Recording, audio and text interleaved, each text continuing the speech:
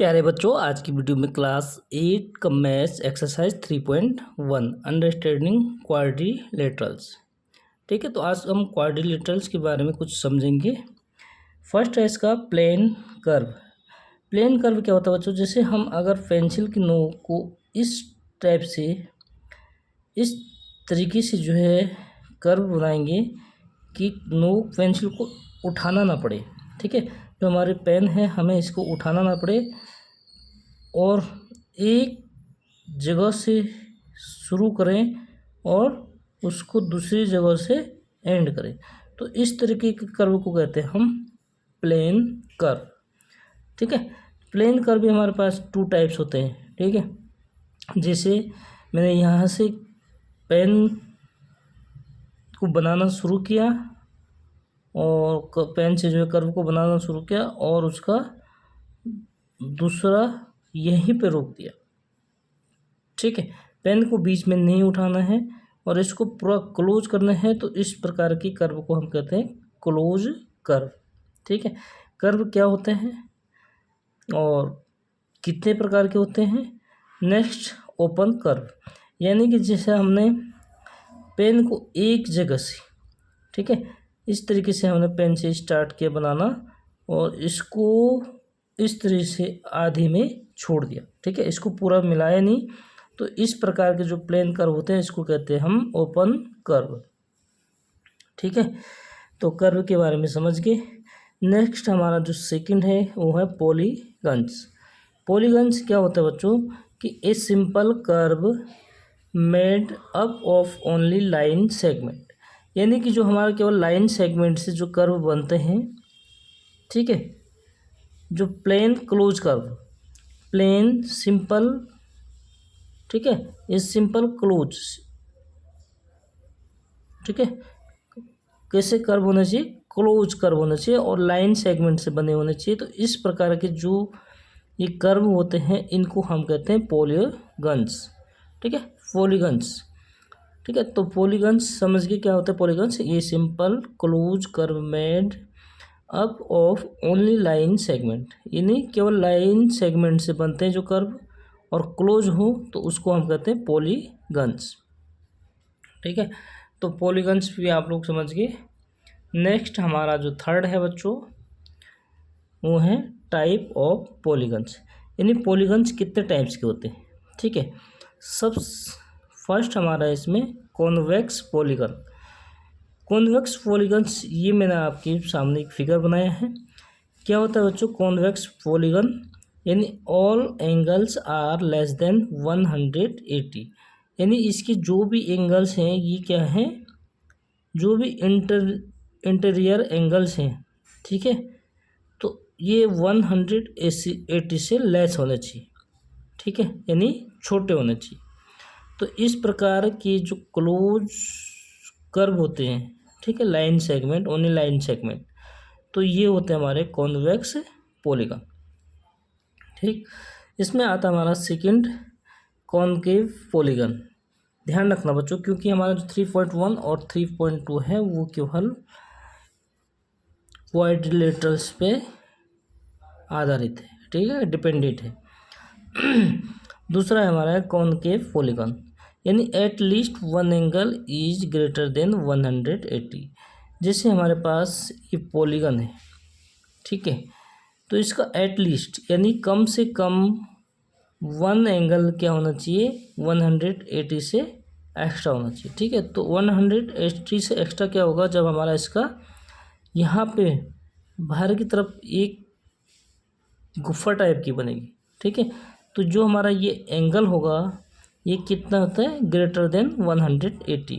180 क्या होता है? एक लाइन सेगमेंट। ठीक है, तो इस पे जो एंगल होता है बच्चों ये होता है 180।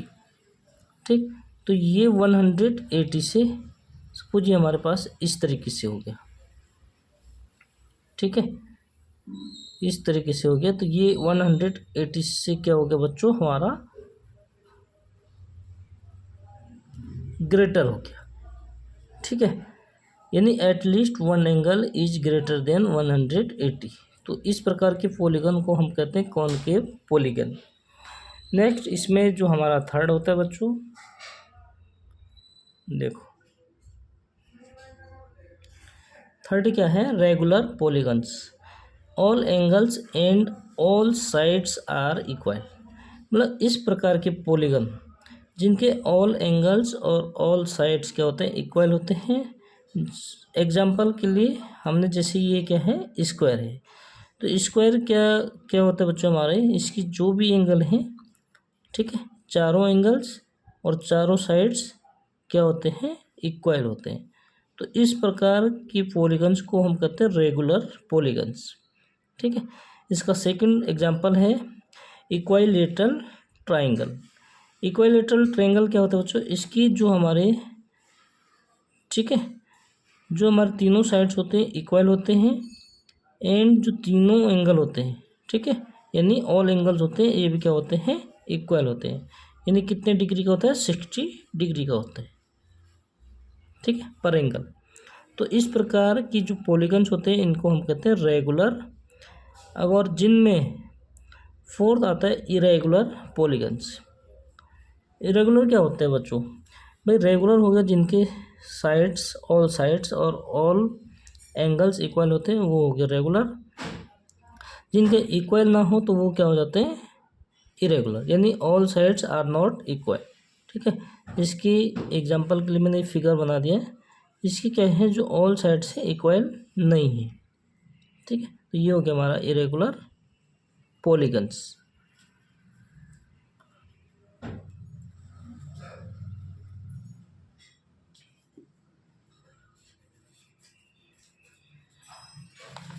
नेक्स्ट कुछ प्रॉपर्टीज होती है बच्चों, ठीक है, पॉलीगन्स की कुछ प्रॉपर्टीज। फोर्थ है the sum of the measure of the external angles of any polygons is 360।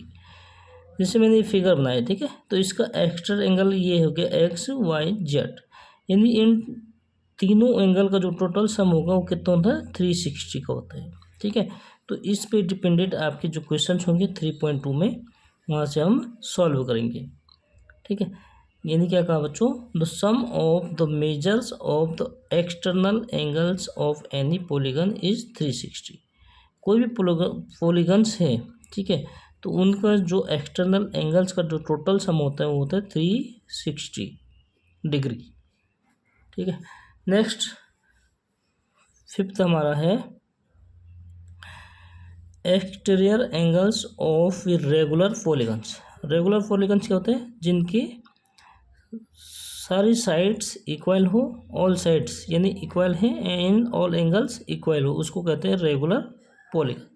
तो उसके लिए ये फॉर्मूले क्या होते हैं बच्चों, यूज में लाए जाते हैं। जैसे हमें अगर एक्सटीरियर एंगल, ठीक है, एक्सटीरियर एंगल्स फाइंड करने हैं, तो उसके लिए जो फॉर्मूला होते हैं रेगुलर पॉलीगन्स का, वो होता है 360 degree upon number of sides, यानी इसके जो नंबर ऑफ साइड्स है उसको 360 में डिवाइड कर देंगे, ठीक है। अगर नंबर ऑफ साइड्स फाइंड करना है तो उसके लिए क्या करेंगे हम, 360 अपॉन एक्सटीरियर एंगल्स, ठीक है, यानी एक्स्ट्रा एंगल्स का जो टोटल होगा उसको उससे क्या कर देंगे, डिवाइड कर देंगे 360 में, ठीक है। तो ये हमारा हो गया फॉर्मूलेज। लास्ट है बच्चों इसमें टाइप ऑफ क्वाड्रिलेटरल्स। तो जो हमारा ये चैप्टर है, एक्सरसाइज है, ये क्वाड्रिलेटरल्स पे ही डिपेंड है, ठीक है। 3.1 और 3.2। 3.1 आपको क्या है, होमवर्क है, उसमें आपने केवल क्लासिफिकल करने हैं, फिगर गिवन है हमें, और हमें बताना है कि कौन सा फिगर प्लेन कर्व है, कौन सा क्लोज कर्व है, ठीक है। तो वो आप लोग उसमें लिख सकते हैं। केवल 2 क्वेश्चंस गिवन है 3.1, तो वो आप लोगों के लिए क्या है, होमवर्क है। 3.2 की वीडियो हम नेक्स्ट वीडियो में बनाएंगे, ठीक है बच्चों।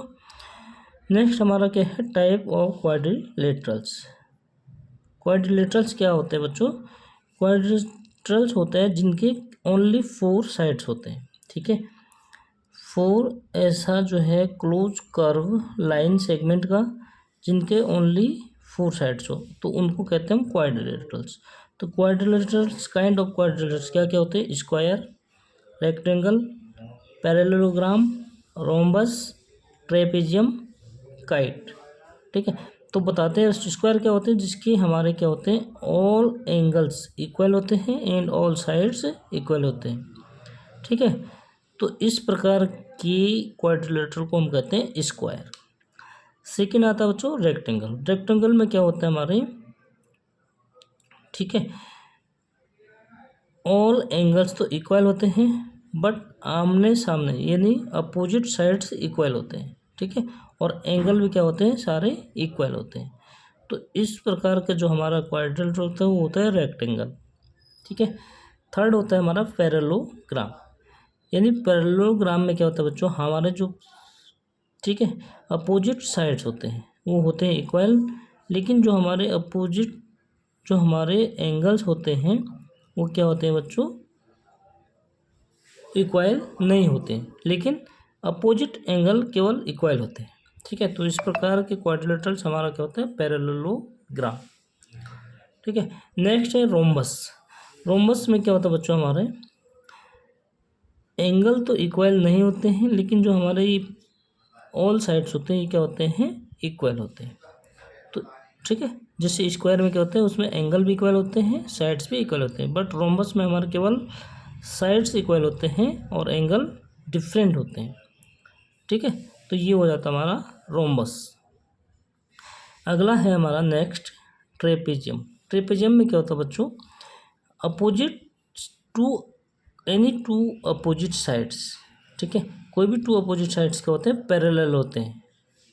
ठीक है, कोई भी टू साइड्स पैरेलल होते हैं, इसको हम कहते हैं ट्रेपेजियम।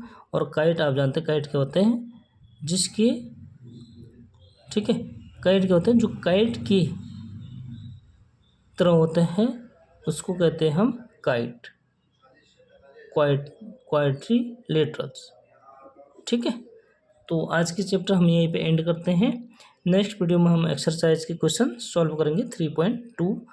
तो चैनल को लाइक, सब्सक्राइब और शेयर ज़रूर कर दें। मिलते हैं नेक्स्ट वीडियो में, तब तक के लिए bye bye. Thank you for watching.